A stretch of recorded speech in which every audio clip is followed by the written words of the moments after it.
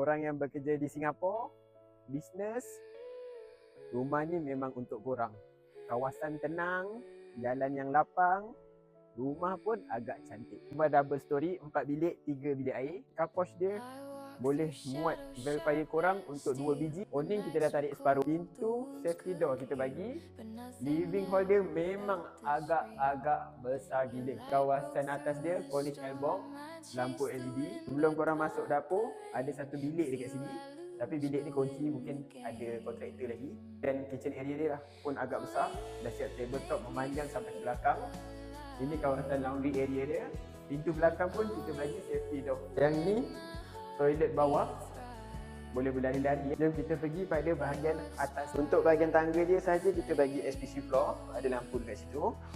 Bahagian atas dia ada 3 bilik, dah siap dengan living hall dekat tengah ni untuk lepak-lepak family. Bilik pertama yang aku nak tunjuk bilik master bedroom. Bilik master bedroom ni memang agak besar, katil queen, king boleh masuk. Hadap depan bilik ni dah siap dengan ada balcony dekat sini. Kalau korang nak besarkan balcony lagi next time boleh tambah je.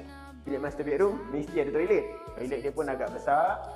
Bathtub pun korang boleh pasang. Bilik 3 dengan 4 ni toilet dia sharing. Katil king tak ada masalah. Bilik hadap belakang. Macam biasa bilik air dia pun agak besar. Ini bilik yang keempat.